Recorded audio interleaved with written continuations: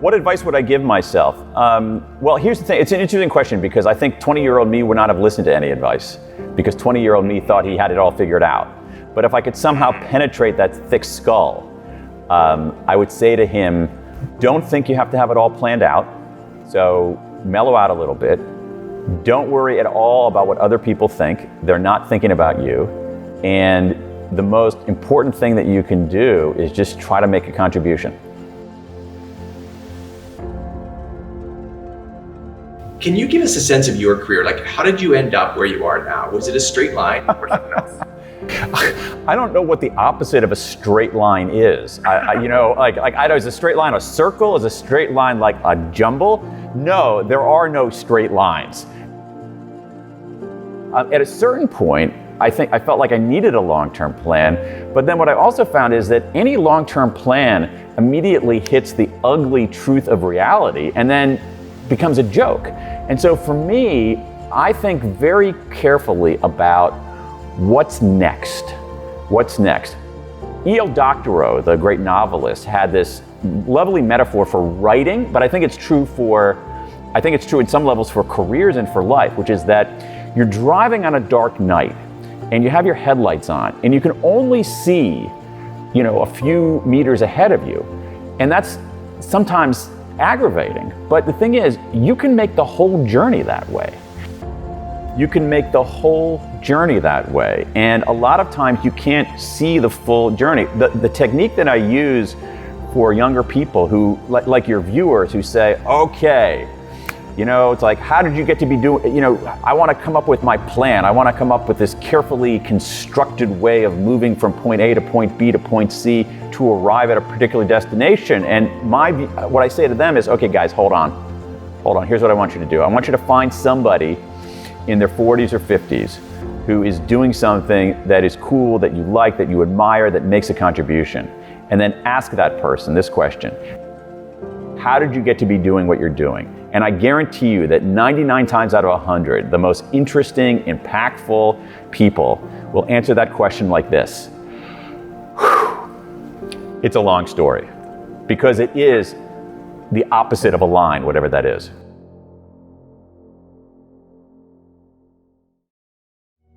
There are 4 core regrets over and over again, and they tend to transcend the domains of life. We often think of our regrets as like, oh, I have a career regret. Oh no, but I have a health regret, or I have a romance regret. But what I found is the 4 regrets are these: foundation regrets. Foundation regrets are, if only I'd done the work. These are regrets people have about not studying hard enough in university, or not taking care of their health, or smoking, or not eating right, or not saving money. Small decisions that accumulate to bad consequences. The second one, huge category, boldness regrets. These are regrets that people have that say, if only I'd taken the chance.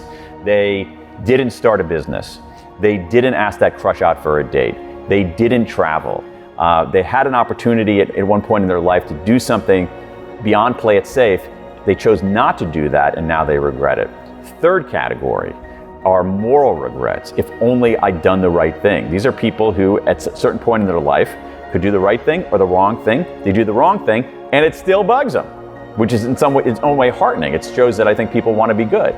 And the final one are connection regrets. Connection regrets are, if only I'd reached out. And these are regrets about relationships, where you have a relationship, or you should have had a relationship, and it comes apart, usually through drifts, and you want to reach out, but you don't because you think it's going to be awkward and the other side's not going to care, so it drifts out even more, and then in some cases it ends up being too late. And so these 4 regrets, to me, reveal, as I said earlier, what makes life worth living. What do we want out of life? We want a stable foundation. We want some stability. We want a chance to do something. We want a chance to learn and grow and lead a psychologically rich life. We want to do the right thing. I'm convinced, Tyler, that most of us want to do the right thing. And what else do we want? We want love. We want connection to other people. That's what makes life worth living. And I think in terms of careers, I think that what makes a good career. I think that's what makes an organization that's worth working for. And this way that I think that we can process our regrets is very healthy. So one thing you can do is you can, I feel like there's 3 simple steps that you can take to turn your regrets into engines for progress. One of them is to reframe is to reframe the regret and the way you think about yourself. So a lot of times when we have a regret, one reason that we try to avoid it is that if we really confront it, we start lacerating ourselves, saying, our self-talk is, you're an idiot, what are you talking about? And what we should do instead is, it sounds gooey, but what we should do instead is treat ourselves with kindness. There's a body of research in what's called self-compassion, which is treating ourselves with kindness rather than contempt. Thinking about our own missteps as part of the human condition, not something that only we do. Looking at our missteps not as fully definitional of who we are, but as just one part of who we are. And so just sort of being a little better to ourselves. The second thing you can do is disclosure. Disclosure is itself inherently valuable. And we know that it relieves a burden, but the other thing, when we talk about our regrets or even write about them, we take this blobby, amorphous, negative emotion and convert it into words, and that makes it less fearsome, and it begins the sense-making process. So there's a pile of evidence showing that talking about our regrets, even writing about them privately, is a way to defang them. And finally, what we need to do, which is essential, is we need to, we can look inward, all right, we can express outward, but then we got to move forward. And the way to do that, in my mind, is to take a step back and extract a lesson from it.